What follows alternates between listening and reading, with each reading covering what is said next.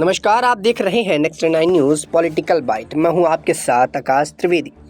अजीत पवार को सरकार में शामिल करने का फैसला सिर्फ 2 दिन पहले लिया गया था।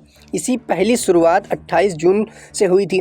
दिल्ली ने एनसीपी की कार्यकारिणी की बैठक की थी। मंच पर लगे पोस्टर में शरद पवार थे, साथ ही कार्यकारी अध्यक्ष सुप्रिया सुले और प्रफुल्ल पटेल। अजीत पवार को पोस्टर में जगह नहीं मिली।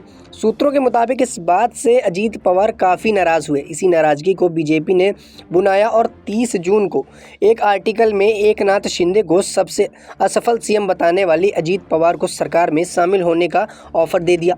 अजीत पवार ने आसानी से ऑफर मान भी लिया। अजीत पवार को सरकार में शामिल करने देवेंद्र फडणवीस का बड़ा रोल था।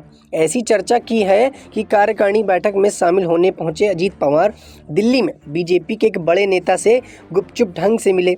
2 मई 2023 को शरद पवार ने पहली बार पार्टी अध्यक्ष पद से इस्तीफा दे दिया। नेता और कार्यकर्ता चाहते थे कि वह पद पर बने रहें। कार्यकर्ता मानते रहे, उन्हें खून से खत लिखे। पवार नहीं माने। तब सिर्फ अजीत पवार थे। उन्होंने कहा कि शरद पवार की उम्र को देखते हुए ये फैसला लिया गया कि वह सभी कार्यक्रम में मौजूद रहेंगे। अध्यक्ष नहीं है, इसका मतलब ये नहीं कि वह पार्टी में नहीं है। आप भावुक ना हो, जो भी नया अध्यक्ष होगा हम उसके साथ खड़े रहेंगे। इसके साथ पार्टी के करीब सूत्रों से पता लगता है कि इससे मैसेज गया कि अजीत पवार शरद पवार के इस्तीफे से खुश हैं। शरद पवार ने 10 जून को पार्टी के 25वें स्थापना दिवस पर सुप्रिया सुले और प्रफुल्ल पटेल को कार्यकारी अध्यक्ष बना दिया।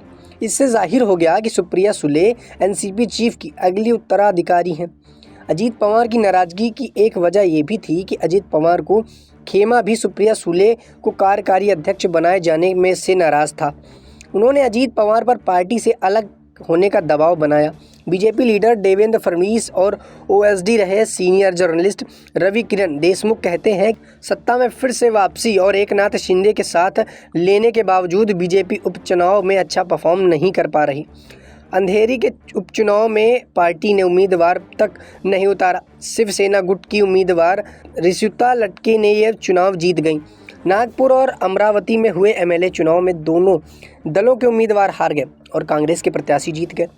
पुणे और कस्बा पेट बीजेपी के लिए सबसे पावरफुल सीट है। इसके बावजूद वहां कांग्रेस का उम्मीदवार चुन कर आया।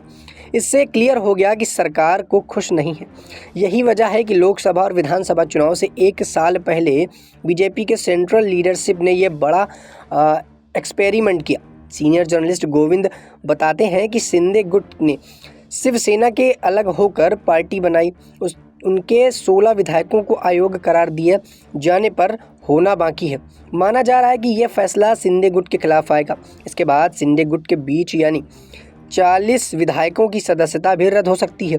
इसमें मौजूद सरकार अल्पमत आ जाएगी और महाराष्ट्र में फिर से बड़ा बदलाव हो सकता है। इससे बचने के लिए बीजेपी ने अजीत पवार को सरकार में शामिल होने का ऑफर दे दिया। अजीत पवार कई बार दावा कर चुके हैं कि उनके साथ 40 विधायक हैं। फिलहाल के लिए इतना ही। देश दुनिया की तमाम खबरों से जुड़े रहने के लिए आप देखते रहिए नेक्स्ट 9 न्यूज़ पॉलिटिकल बाइट।